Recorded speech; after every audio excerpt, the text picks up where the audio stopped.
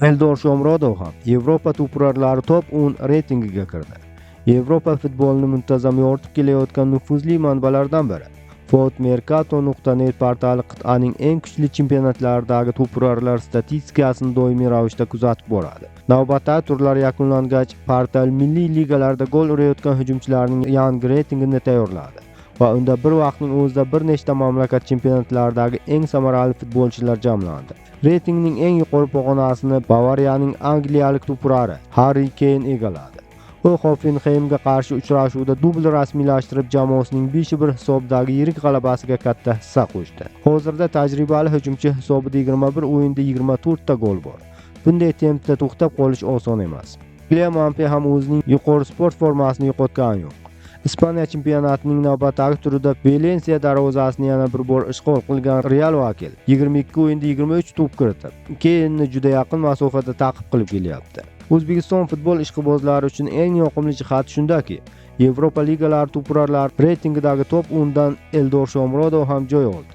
U Istanbul Başakşehir safida Turkiya Superligasida barqaror o'yin ko'rsatib, gollarni tizimli ravishda qo'shib bormoqda. Fotmercato taqdim etgan reytingning eng yuqori 10 taligi quyidagicha ko'rinish oldi. Birinchi o'rin Harry Kane 21 o'yinda 24 gol. Ikkinchi o'rin Kylian Mbappe 22 o'yinda 23 gol. Uchinchi o'rin Erling Haaland 25 o'yinda 21 gol. To'rtinchi o'rin Vangelis Paulidis 21 o'yinda 19 gol. Beshinchi o'rin Ayase Uide 20 o'yinda 18 gol. Oltinchi o'rin Luis Suarez 20 o'yinda 18 gol. 7-chi o'rin Igor Thiago 25 o'yinda 17 gol. 8-chi o'rin Paul Onuachu 18 o'yinda 15 gol. 9-chi o'rin Yanis Begrau 21 o'yinda 15 gol. 10-chi o'rin Eldor Shomurodov 21 o'yinda 15 gol. E'tiborlisi, Shomurodovdan keyingi qatorlarda ham juda katta nomlar bor. Ta'kidlash joiz, Eldor Shomurodov Italiya chempionatidagi qariyb 5 yillik faoliyatidan keyin Istanbul Başakşehirga ko'chib o'tdi.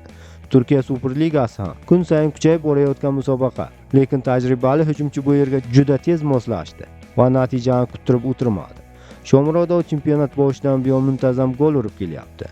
U Superligadagi 17 ta raqib jamoadan 14 tasi darvozasini ishg'ol qilishga ulgurdi.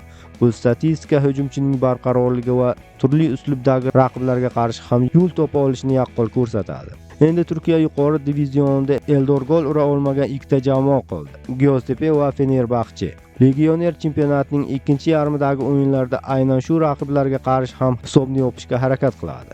Kayserispor esa hozircha alohida Qalqon chempionatining har ikki o'yinda ham Shomurodovning to'p kiritishiga yo'l bermagan yagona jamoa bo'lib turibdi. Xulosa bitta: Yevropada golchilar poygasi qiziydi. Ammo biz uchun eng shirin joyi o'zbek hujumchisining top 10da turishi. Shomurodov shu sur'atni ushlab qolsa, yil yakunida bu reytingda yanada yuqori pog'onalar haqida ham bemalol gapirish mumkin.